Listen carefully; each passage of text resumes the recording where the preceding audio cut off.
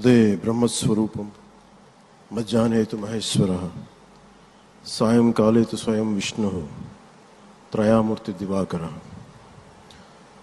ముందుగా సూర్య భగవానునికి నమస్సమాంజలి తెలియజేస్తూ యోగ విద్యను అందించిన ఆదియోగి పరమశివునికి, ఆ మహాయోగ విద్యని మనకి పతంజలి మహర్షి యోగశాస్త్ర రూపంలో అందించారు. వారిరువురి పాదపద్మములకు నమస్కారాలు. మన యోగ విశిష్టతను, గొప్పదనాన్ని ఋగ్వేదంలో ఉన్న మహానుభావులు తెలియజేస్తే దానిని ప్రపంచవ్యాపితం చేసిన దార్శనికులు మాత్రం గౌరవ ప్రధానమంత్రి శ్రీ నరేంద్ర మోదీ గారు.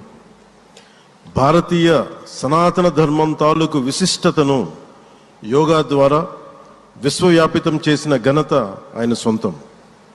యోగా సాధకులు ఎంతటి దృఢచిత్తాన్ని కలిగి ఉంటారు, ఒత్తిడి జయించి సంకల్ప సాధకులుగా ఎలా నిలబడతారన్న దానికి కూడా మన గౌరవ ప్రధాని శ్రీ మోదీజీ గారు నిలువెత్తు ఉదాహరణ. ప్రపంచ యోగా దినోత్సవం యావత్ భారతవానికి, భారతీయులకి దక్కిన గౌరవం. సరిగ్గా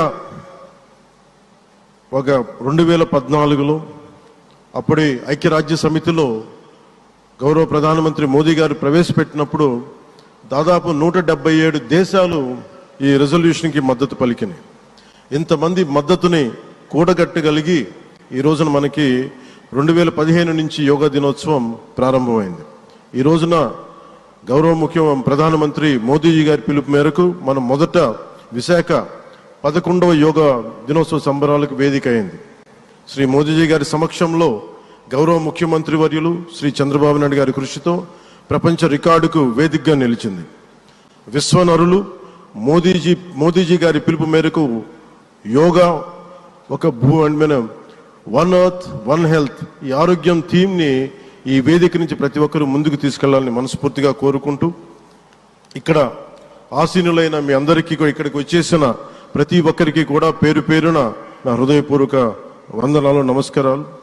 అలాగే గౌరవనీయులైన గవర్నర్ గారి శ్రీ అబ్దుల్ నజీర్ జీ గారికి, గౌరవ ముఖ్యమంత్రి శ్రీ నారా చంద్రబాబు నాయుడు గారికి, civil aviation minister Kinjarapu Rammohan Naidu గారికి, అలాగే మనకి Ayush minister of state independent charge Shri Prataprao Jadhav గారికి, అలాగే వేదిక పైన ఉన్న ప్రతి ఒక్కరికి, గౌరవ కేంద్ర మంత్రివర్యులకి, రాష్ట్ర మంత్రివర్యులకి, ప్రతి ఒక్కరికి పేరు పేరున ధన్యవాదాలు తెలియజేసుకుంటూ సెలవు తీసుకున్నాను. జయ భారత్, జయ హింద్.